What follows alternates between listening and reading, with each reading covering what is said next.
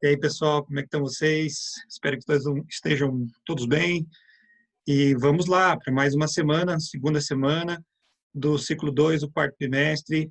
E hoje nós vamos falar sobre Era Vargas. Queremos começar esse assunto com vocês hoje, então, Era Vargas, tá bom, galera?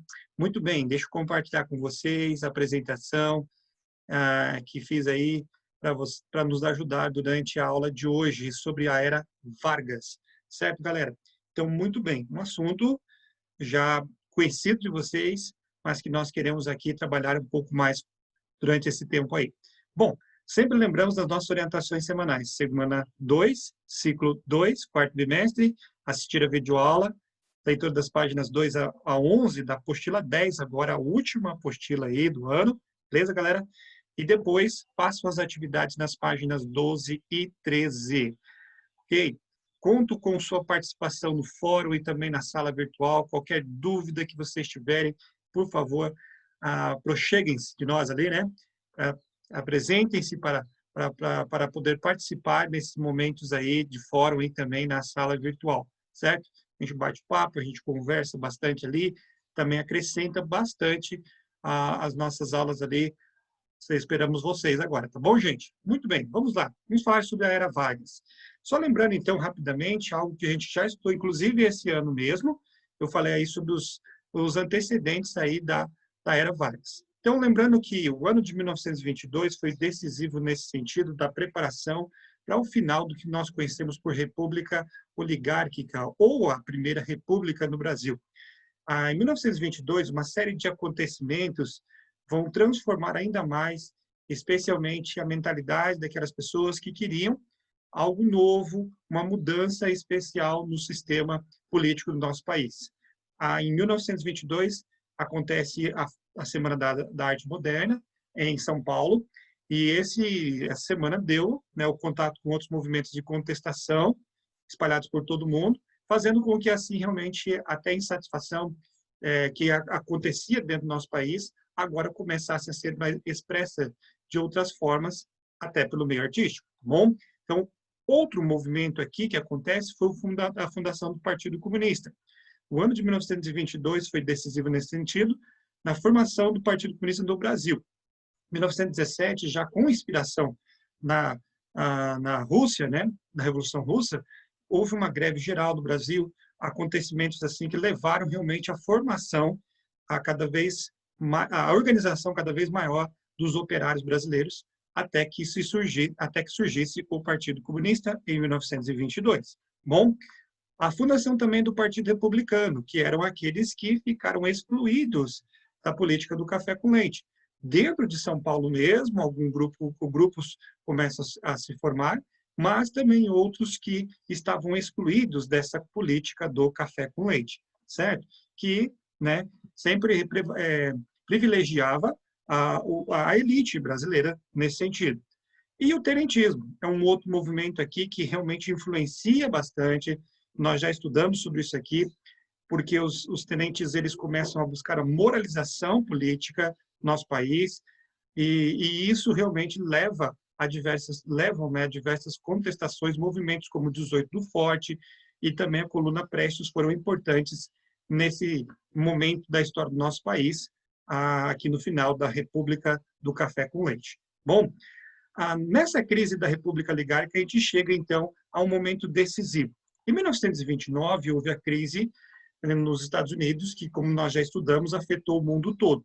E o Brasil, no setor agroexportador, vai sentir bastante a desvalorização do café e começa a pressionar, especialmente as elites agrárias, os grandes produtores de café, pressionam o governo para tomar uma posição.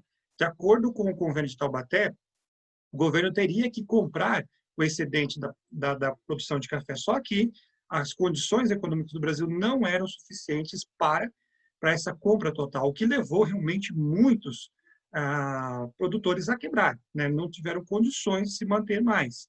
Então, isso já pressiona cada vez mais o Brasil para deixar, primeiramente, de atuar apenas em um setor, que é o setor agroexportador. As críticas começam a surgir a partir daí. E, nesse contexto, tem um momento de sucessão da presidência, né? Então, as eleições presidenciais estavam marcadas. E nós temos que o Washington Luiz, paulista, de acordo com a política do café com leite, era comum, seria natural, que ele, né, indicasse um mineiro para isso. O mais cotado seria o governador de Minas, Antônio Carlos. Mas não foi isso que ele fez. O Washington Luiz, ele quebra essa política e indica Júlio Prestes para ser candidato à sucessão presidencial, que era paulista. Então, com isso, né, os mineiros não aceitam esta e há o rompimento da política do café com leite a partir daqui. Junta-se e cria-se, gente, então, um movimento muito importante ficou conhecido como Aliança Liberal. Essa Aliança Liberal, ela vai ser formada pelas oligarquias de Minas, Rio Grande do Sul, Paraíba, Rio de Janeiro, entre outros estados que haviam sido excluídos, deixados de lado na política do café com leite. Mas ainda era formada pelas elites. Não era um grupo de pessoas formado aí por classe média nem classe baixa. Ainda eram pessoas das elites. Esse grupo forma o que nós conhecemos pela Aliança Liberal, que vai ter o apoio também do tenentismo.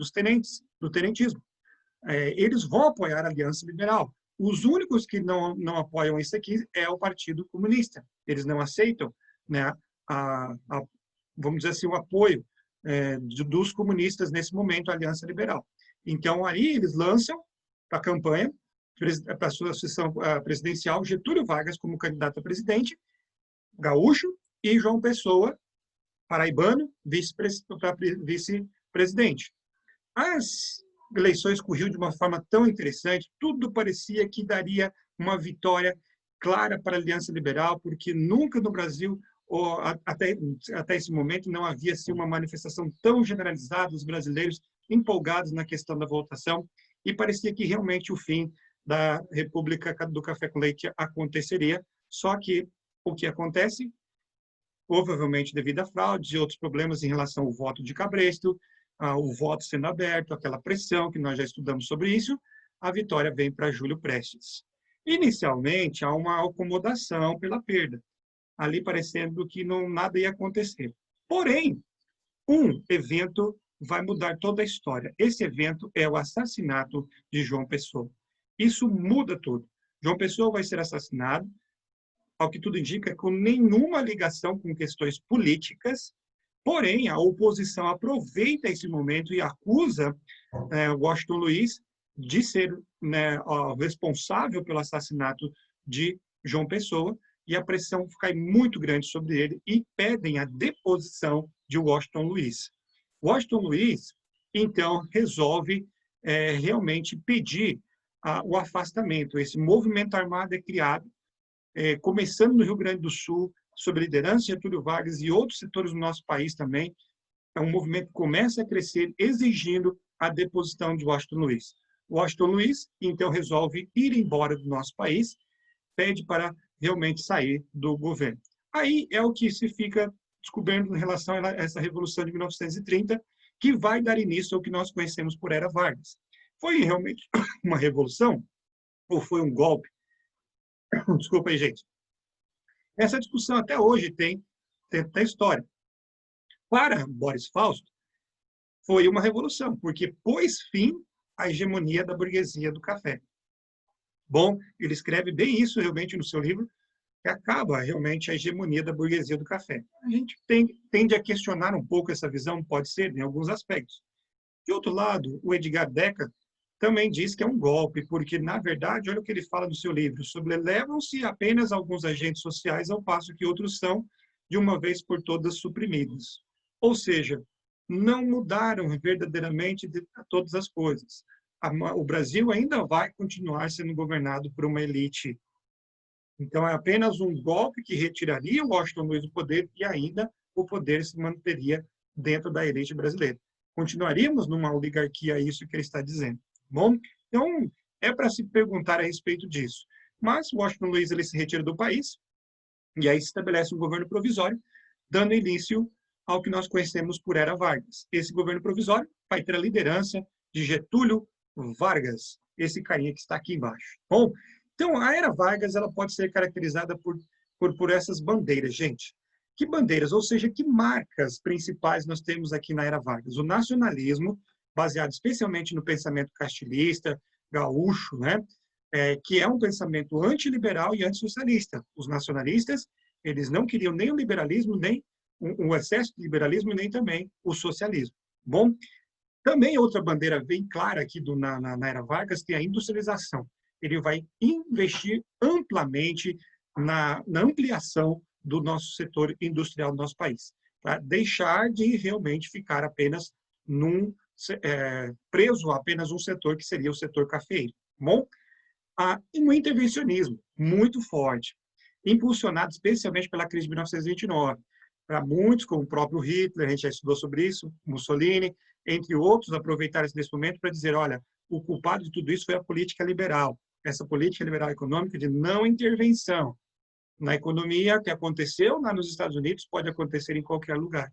Então, o intervencionismo, ele passa a ser uma marca muito grande também do momento aqui da Era Vargas.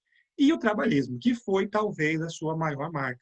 Criação de leis trabalhistas baseadas especialmente na Carta del Lavoro, feita pelos fascistas na Itália, o que levou muitos a realmente compararem o governo Vargas com o fascismo. Tá? Mas o trabalhismo foi uma das grandes marcas e até hoje diversos trabalhadores agradecem, levantam as mãos aos céus e agradecem Getúlio por causa dessas leis trabalhistas criadas no seu governo. Bom, a Era Vargas pode ser dividida em 3 fases, com 3 períodos. Quais são eles? O governo provisório, de 30 a 34, o governo constitucional, que agora estará no poder pela Constituição brasileira, de 34 a 37, e o governo ditatorial, de 37 a 45, chamado de Estado Novo. Nós vamos estudar hoje os 2 primeiros ali, tá bom, gente? Uma marca importante também desse tempo da Era Vargas, há uma crescente centralização do poder nas mãos de Vargas. No início, Vargas não tinha tanto poder, mas quando chega até 1937 com o Estado Novo, a gente vai ver que os poderes vão estar plenamente nas mãos de Getúlio Vargas, para que até ele assuma de forma ditatorial o poder ali. Bom, gente, então há uma crescente centralização do poder nas mãos de Vargas. Vamos então falar desse governo provisório. Ao assumir então o poder, gente, o Vargas, ele atende às reivindicações dos grupos que deram apoio a eles, né? Entre as suas primeiras medidas, destacam-se algumas delas. Por exemplo, a suspensão da Constituição de 1891. O Brasil, na verdade, não tinha Constituição. Era o interesse de se fazer uma nova Constituição. E ficou um tempo ali, sem Constituição, governo apenas por medidas provisórias, né? O fechamento do legislativo. Tá vendo? Então, há uma tendência realmente a não ser tão democrático neste momento. E a nomeação de interventores para os estados. Não seriam mais governadores, mas sim interventores. Vargas tira todos os governadores e coloca pessoas de sua confiança para governar ali. A grande crítica ao governo Vargas é justamente isso, porque os interventores não eram do próprio estado. Para evitar, né, revoltas maiores, Vargas ele coloca, por exemplo, no Paraná, ele coloca o interventor do Rio de Janeiro. Ele coloca lá no Maranhão o interventor lá do Amazonas. Então, ele não coloca pessoas do próprio Estado ali. Foi uma das principais críticas. As pessoas não conhecem as realidades do Estado ali verdadeiramente. E outra questão é que também, favorecendo o grupo que o apoiou, que eram os tenentistas, muitos desses interventores eram os tenentes, que agora vão assumir o papel também de interventor em diversas localidades do Brasil. Bom, então é assim que forma inicialmente. Em meio a esse governo provisório, acontece a famosa Revolução Constitucionalista, em 1932, em São Paulo. Quais são as causas principais em relação a esta revolução? Lógico, o afastamento da oligarquia de São Paulo do poder. Na verdade, muitos chamam isso de contra-revolução, ou seja, São Paulo queria novamente voltar a ficar no poder, né? Como eles perderam o poder com a Revolução de 30, agora eles querem retomar o poder. Então, por isso foi chamado de contra-revolução por alguns, certo? A segunda causa seria a nomeação de João Alberto Lins, que era um interventor pernambucano, para ser interventor paulista, certo? Então, você percebe que essas seriam as causas principais do que nós chamamos de Revolução Constitucionalista. E a principal exigência, daí o nome da Revolução, foi uma nova Constituição para o nosso país. O interesse deles, o desejo deles era uma nova Constituição. Dizia-se isso, né? mas, na verdade, era o fato de querer novamente o poder. As primeiras manifestações acontecem no centro de São Paulo, em especial ali próximo à Avenida Paulista, e numa delas, nessas manifestações, houve a morte de 4 estudantes, o Martins, Miragaia, Drauzio e Camargo. Vem daí, gente, a sigla MMDC, né, que seria uma entidade secreta envolvida na organização da Revolução, e esta foi uma das maiores marcas aí, justamente desse grupo que se opôs, né, e forma o grupo que será, vai armar-se contra o governo federal para tentar, né, uma nova Constituição para o nosso país. O interessante nessa sigla, você vê aqui um dos símbolos, é justamente aqui, está aqui nesse cartaz. E tem muitos símbolos importantes aqui, as datas, 23 de maio foi a data das mortes dos 4 estudantes, do outro lado ali você tem 9 de julho, que é a data do início da Revolução Constitucionalista, quando os são paulistas realmente vão às armas, e começa em 9 de julho de 1932. No centro tem a cruz, em Roi Signo Vinces, na frase atribuída a Constantino, na época da sua conversão, com este sinal vencerás, a cruz é este sinal, e a foto dos 4 estudantes ali, e os iniciais dos seus nomes ao lado de cada uma delas. As 2 figuras femininas da República Brasileira e da República Paulista, e embaixo também ali nós temos algo interessante, né? No non ducor duco, que é algo que até hoje tem na bandeira paulista, que é o seguinte, em latim significa não sou conduzido, conduzo. Então, você vê muitos símbolos aí, e essa frase realmente ela mostra claramente que a ideia era a obtenção do poder novamente para São Paulo. Bom, então, em 9 de julho, começa a Revolução Constitucionalista, os paulistas pegam as armas, vão contra o governo, mas não tem aderência. Eles acreditavam que vários outros estados também adeririam a isto, mas não acontece, forças somente de Mato Grosso viriam, e eles vão realmente ser reprimidos de forma muito forte pelo exército, né, getulista, que vai derrotar os paulistas, e o soldo final seriam aproximadamente 830 mortos, contando de ambas as partes. Bom, Vargas mostra aqui um pouco da sua habilidade política.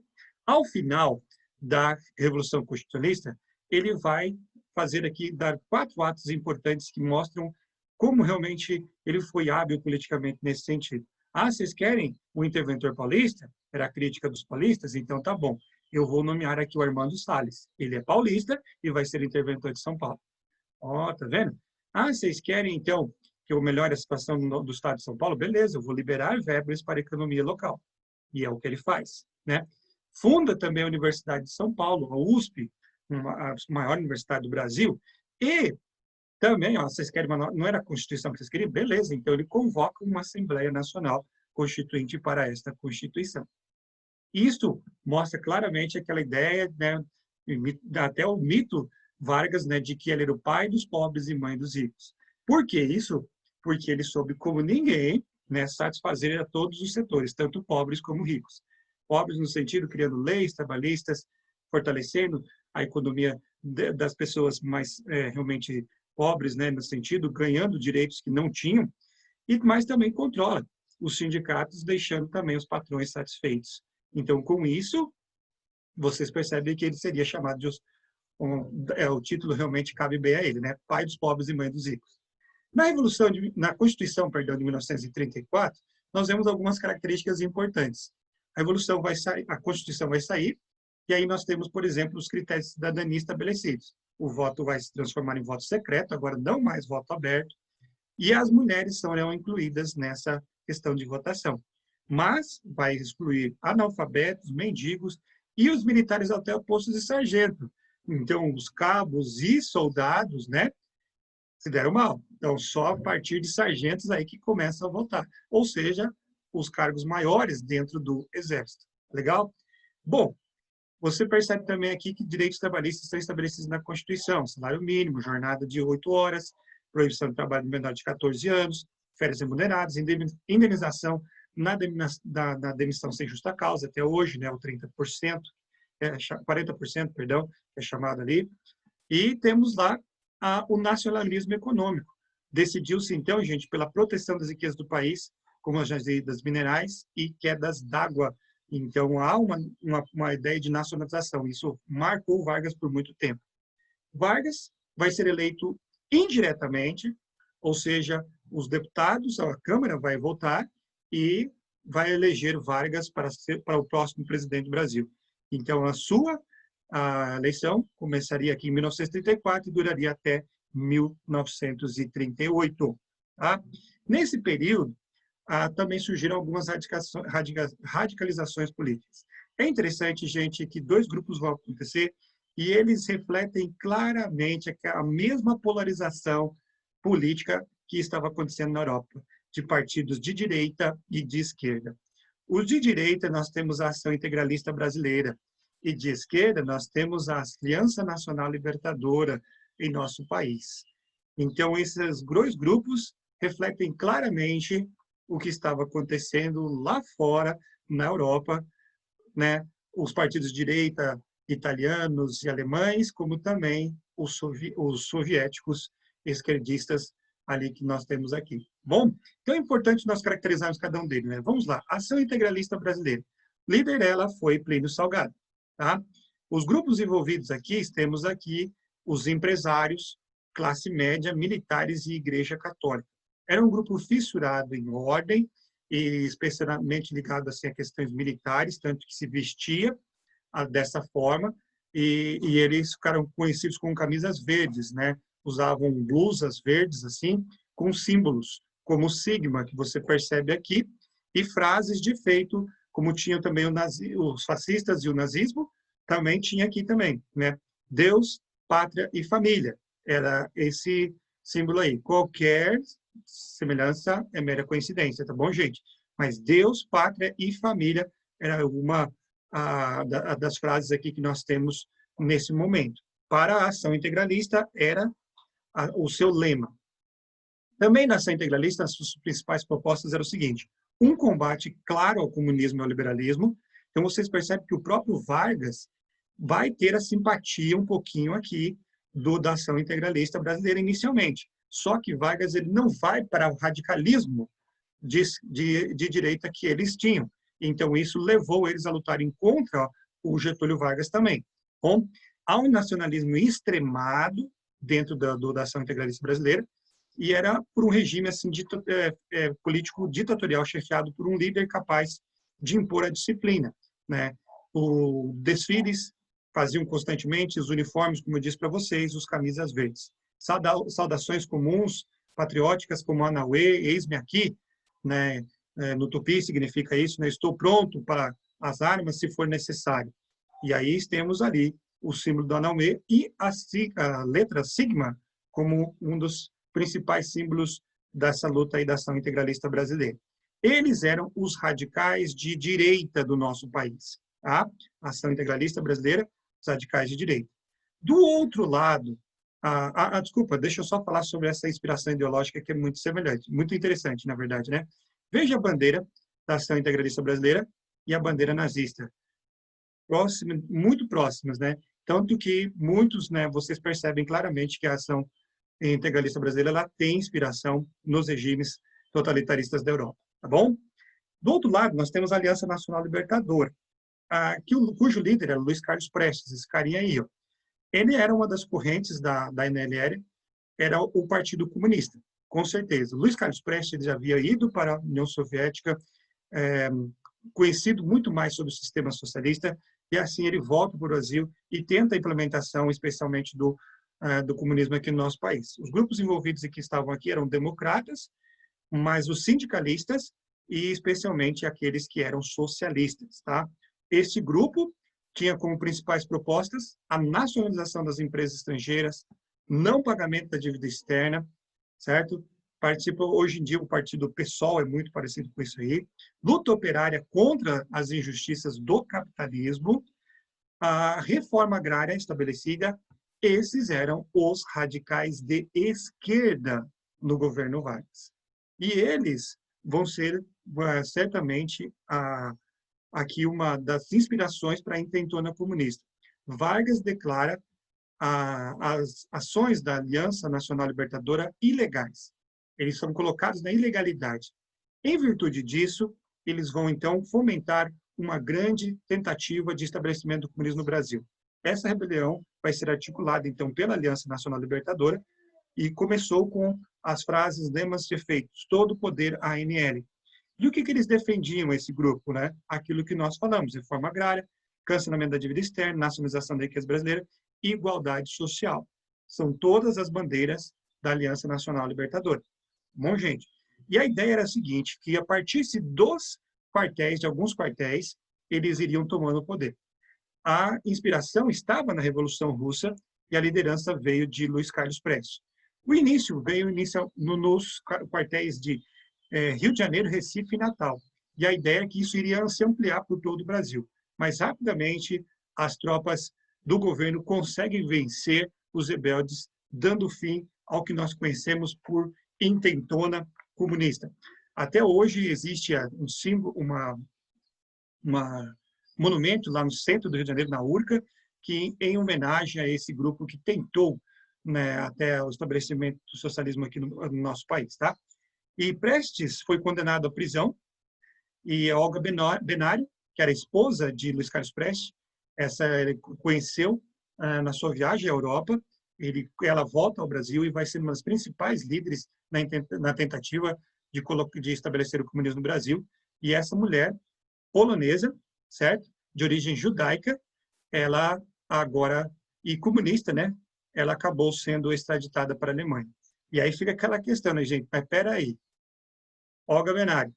E outra coisa, ela estava grávida, tá? Só para vocês saberem aí. Eu, comunista, de origem judaica, vou para a Alemanha no auge do poder nazista, adivinha o que vai acontecer comigo? Acho que vocês já sabem, né? Sabem o que vai acontecer. Realmente, ela vai para o campo de concentração, onde ela vai ser morta. A sua filha, ela vai ser salva, mas ela acaba sendo morta pelas mãos dos nazistas. Bom, gente? Bom, o que eu quero terminar aqui com vocês dizendo é o seguinte, gente. O governo Vargas ele vai sair fortalecido desse episódio da intentona comunista, e com o medo comunista, muitos que faziam oposição passaram a apoiá-lo, até que o Congresso Nacional vai aprovar a instalação do estado de sítio e do estado de guerra, né? A Lei da Segurança Nacional a ser aplicada com rigor, e o regime se transformou numa ditadura do Estado Novo. Mas isso é motivo para a nossa próxima aula, tá bom? Gente, um grande abraço, até mais, boa semana de estudo para vocês.